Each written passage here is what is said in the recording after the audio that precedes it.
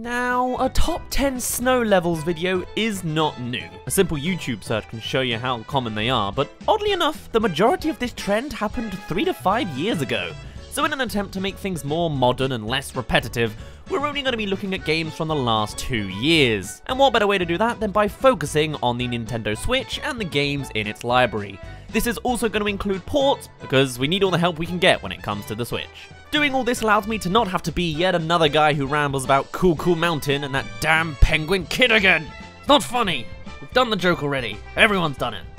Now, as a way to justify my decisions, instead of just randomly making a list of snow levels I like, I've decided to create a bit of a ranking system, giving each level a possible score out of 30, split into 3 categories of aesthetics, atmosphere, and level design, each getting 10 points each. Just a nice way to explain how I've done things, and it means you can make more adjustments yourself. Number 10 is Rayman Legends. I actually looked at 2 specific ice levels for this to work, and in general, they both have their own flaws. The first one I looked at was the classic treasure chase level. This is a type of level that is found throughout the game and is just a simple chase sequence. It's nice and fast and speedy, and that's the point. For aesthetics, this level is fun and jolly. It makes sense because that's exactly the style that Rayman is. It's nice and colourful and speedy and frantic. And of course it does have its focused elements like ice blocks to get in your way. But other than that, there's not a lot to it. It's more of a reskin on the level, which makes sense because a 2D platformer like Rayman doesn't get a lot of options. So I've given aesthetics a 9 out of 10. It's pretty good, it does the job, that's all I can say. Now next, for atmosphere, it does this quite well as well, so I've given it another 9 as it doesn't need to be cold and gripping and chilling or anything. It's fun, it's fast, it's almost got a tropical kind of feel to it, and it works for the sequence. As for level design, I gave it a 7 out of 10 because while it is fun and it is fast, it has your classic speedy things like shrinking down to run along walls and do all this fancy Rayman stuff, and there are ice blocks as an actual mechanic to get in your way that you have to bust through. The level's short, it makes sense, but it could have pushed more on its icy aesthetic. Moving on to the more normal ice levels found in Rayman, these are again getting the same score of 25 as they don't really break out. It's a normal ice level. It's relaxing, it's fun, it's chill, and it's just nice. But it doesn't stand out and say this is the best in the world. Number 9 comes from the Crash Bandicoot N. Sane Trilogy, and we're looking at Crash Bandicoot 2 with the level Snow Go. This level does so many things right. It's a nice presentable level, utilizing ice physics, which people might dislike, but I just like the inclusion of adding this extra mechanic, and I admittedly just like ice physics for some reason. But for the most part, again, it is mostly a reskin. But I'm trying not to punish levels too much for this aspect because there's not a lot that the game designers could do. Aesthetically, I gave it a 9 out of 10. It looks quite nice. Maybe if it had more like a snowy blizzard effect, it could be better, but even then, these are all subjective opinions of mine, so we'll go with it. I give it a 7 out of 10 for atmosphere, because it's just Crash Bandicoot in snow, but it's not particularly trying to force some kind of atmospheric ambience or anything. And level design is a 9 out of 10. I just love how they've run with this snow mechanic and done all sorts of fun little things with the speeds and the boxes. It just all works out nicely. Crash Bandicoot 2 does a good job. 25 out of 30 once again.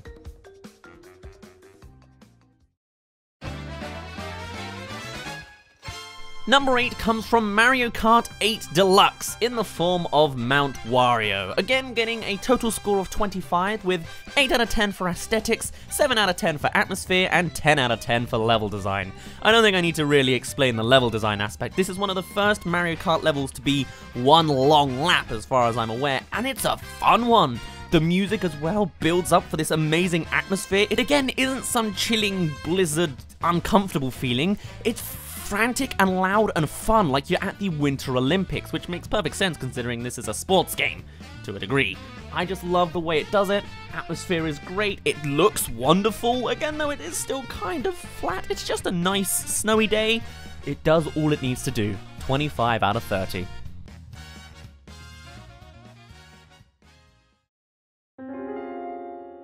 Number 7 is Breath of the Wild and the Hebra region, that tiny corner of the world that no one ever goes to because you never have to. But of course, it is filling out the Legend of Zelda Breath of the Wild's quota of putting in a very forceful snowy area. I've given it a 10 out of 10 for aesthetics because, come on, it's Breath of the Wild. Having such a giant open air area to explore and having it be this thick, snowy, blizzardy region just is amazing to witness. You're literally blindsided in all this snow. Oh god, I can't see in this blizzard. There's just so much snow going on. You can really tell it's winter in the UK, can't you? Gosh, my eyes hurt from all this snow. Whatever will I do? Oh, it's so cold. Oh man. It's winter. The atmosphere here is also quite great, as Breath of the Wild is quite ambient on its own, so having this forceful, chilling, slow aesthetic works wonderfully. There's also this one section where you can find a cave and a giant fossil. It's relevant to a quest later on, but it's just great. It works really nicely. I really like running around in this area. I've given the level design a 5 out of 10 though, and that's because it's fun. Level design wise, you're supposed to be exploring, and I get that. But there's a few issues with this. For a start, you need to have very warm armor to be able to go here. It makes sense for like an explorative nature, but it's kind of disheartening.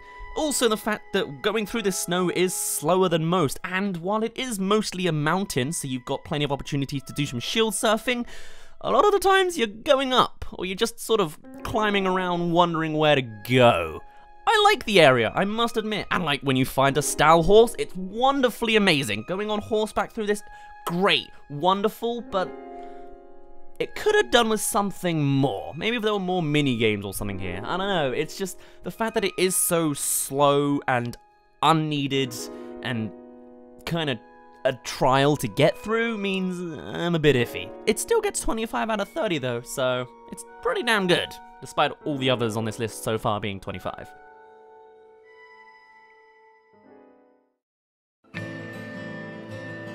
Number 6 is Xenoblade Chronicles 2 with the Genbu region. This is your classic snow area for Xenoblade Chronicles, and Xenoblade does a wonderful job with their world design. Having such, again, a great open area is wonderful to see. The Genbu region, just like any other region, is absolutely massive. Anything you see in the distance you can reach, and the music is wonderful too, building up all this lovely atmosphere for you. The gameplay is more of the same with Xenoblade Chronicles' usual bout. But that doesn't mean the gameplay is bad, it's just more of the same.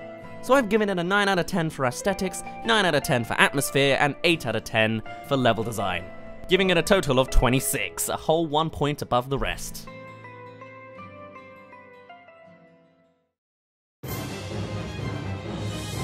Number 5 is Mario and Rabbids. This game's taken a slightly different approach to the Iceland world by keeping it very toy-like and bouncy. And that makes perfect sense, that's the style of the whole game, and it works. Having this icy white background colours followed by the punctual contrast of the actual character designs and having all the colours just bounce out like they do does a really good job of making this nice toy-like feeling. You've also got the music that comes in with adding this extra fun, icy level. It works quite nicely.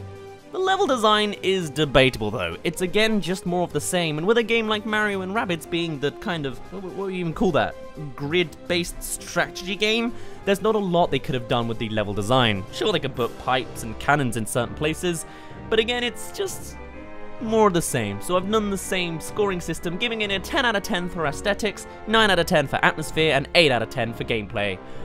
Though that Luigi dabbing is not going to do good for its score. Thank you for making it to the halfway mark. If you're liking my content so far, then consider subscribing. I make Nintendo things, and hopefully a lot more Smash when that comes out in a few days. In particular, I'll be streaming it for the whole day that it comes out on Friday, over on twitch.tv/DazzVideos. So do be sure to check that out, as I'm going to try to immediately unlock all of the newcomers. And Olimar, because I like them. With that plug out of the way, nice and quick, let's get back to the video. Number 4 is Super Mario Odyssey with Shiveria. I think that's how you pronounce it anyway. Getting a total score of 27 because the aesthetics is intense. Blizzards are rarer, but greatly appreciated in video games, at least they are to me. In this, you can really feel the cold, especially with how Mario is literally freezing over and shivering like he does. And the atmosphere adds even more to it. Even the little village down underground is different to the outside, but wonderfully great on its own. The level design kind of ends up abusing this ranking system I've got, as it's more 3D Mario style. It's all about exploring and finding all these little secrets in the level. It's designed to have such longevity in such a closed off area. But I've decided to lower that aspect a little bit because it doesn't do anything crazy. It's more of the same again by Odyssey's standards. It's nice that you have to sort of calm down the blizzards and then you can travel more later, but as a level compared to all the other levels, I'm less convinced. Super Mario Odyssey gets a 10 out of 10 for aesthetics, 10 out of 10 for atmosphere, and 7 out of 10 for gameplay, giving it again that 27.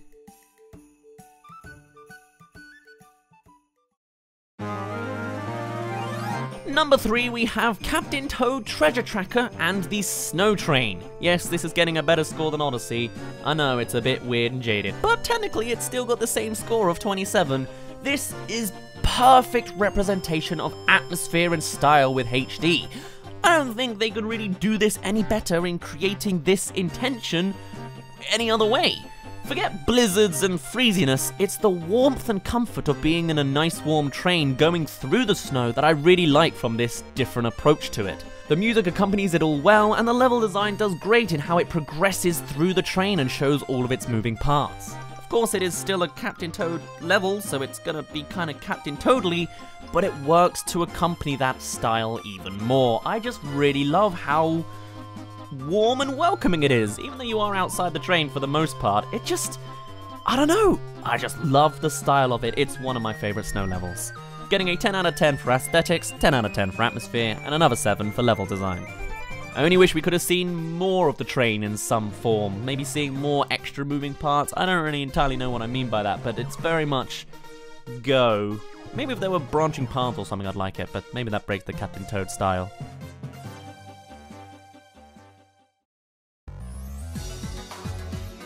Number 2 is Sonic Mania and the Press Garden Zone. How could I not? Aesthetics are mostly good, there's good atmosphere to it, but it predominantly shines through level design and mechanics, such as the frozen ice blocks and how it complements the rest of the level. Plenty of people have covered Sonic Mania's level design and how it does great in creating all these branching paths and the speediness and the teaching of the mechanics and all these fun little things, but just being able to watch someone play through Sonic Mania like a pro through Press Garden Zone and seeing all these crazy things they're doing, it does wonderful. It's not just filling in a quota to make a winter level design, instead it's actually integrating so much more of the style and elements of winter, having this ice mechanic and making it work for the whole majority of the level rather than just a background thing is something I greatly appreciate. And before we hit number 1, it's time for some honourable mentions. One that got very close, but was only 1 point off of reaching the bottom of this list, was Octopath Traveler and Still Snow. This is the first area for one of the many characters you have to play in Octopath Traveler, but my god, the art direction of this game makes this look so fantastic. I don't really know what else I can say about it, just look at it. This gets 10 out of 10 for aesthetics, because no art design comes close to this, and I'm just blown away. Atmosphere as well is added with the music and the style, it just works amazingly. But the level design kind of brought it down because it's the starting village and all you can really do is walk around and talk to people. There's not a lot of secrets to find, there's not a lot of extra pathways to go to, so I gave it a 4 out of 10, putting it to 24 out of 30. Still a good score, but didn't quite get it there. Next up we have Hollow Knight, having a wonderful aesthetic even more with their snow levels and the faint snow you can see everywhere. This got a 9 out of 10 for aesthetics, 7 out of 10 for atmosphere because I didn't really feel too much. The music didn't seem to add too much to me and the sound design just, it didn't quite pick at me. This one felt more like a kind of quota kind of level rather than the full potential it could have had, and it got an 8 out of 10 for level design because Hollow Knight's pretty good. Again, giving it 24 out of 30. I gave Skyrim a brief look. But I mean, the game came out in 2011, it's 7 years now. I'm supposed to be modern, damn it. And that shows too, the aesthetics only getting a 6 out of 10 because it just looks white. 7 out of 10 for atmosphere, because You wander around a bit, but it's not particularly windy or blowy, or at least it doesn't feel like it. And a 6 out of 10 for level design, because it's more of just open world, less branching paths or anything like that. You just kind of exist in an outdoor area. It got a 19 out of 30. And as a final thing, Go Vacation is on Nintendo Switch. Is this not just some... I thought this was a bad Wii game. It looks like it still. Look at this ice level. You're getting pushed along. 6 out of 10 for aesthetics. It's very flat. It's just white. I gave it a 3 out of 10 for atmosphere, because there is none. Not really. And a 3 out of 10 for level design, because it's just a little sports thing. Doesn't really do anything outstanding. It got a 12 out of 30. Less than half. That's a fail. I also really wanted to put in a Splatoon winter theme level, because I felt like that could be really interesting with the ink aesthetic and the wintry clothes for fashion, but turns out doesn't exist yet. There is a Splatoon 2 winter theme pack thing coming soon, so I look forward to seeing that, but that is the end of our honourable mentions.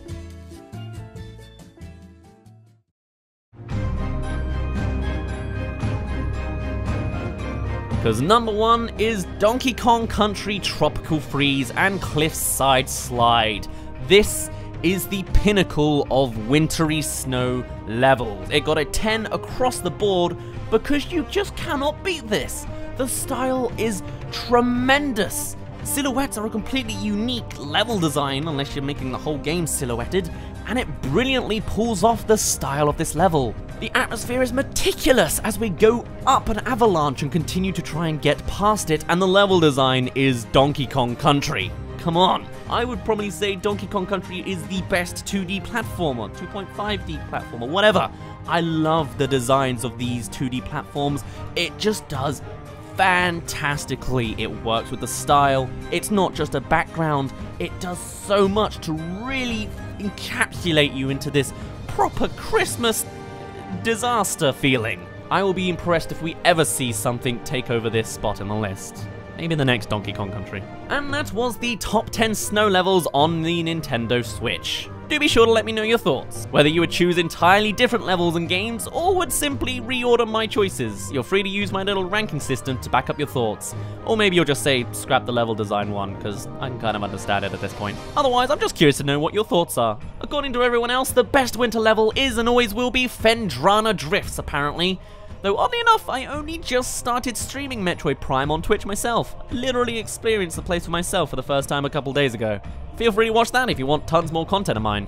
Other links of mine are my Twitter and of course my Patreon, as I probably wouldn't be here if it wasn't for our Patreon supporters, the Shepherd256, Dylan Brill, DazzleKitty, Melchor Velasco, Wrathberries, Daniel, Luke, Farian, Jim, North Act, and Frantastic, who helped make this video possible. I'll try to keep my vocal shoutouts to just the start of each month.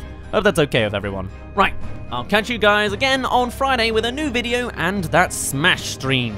My name's been Daz, you didn't really care, and I'll see you in a bit.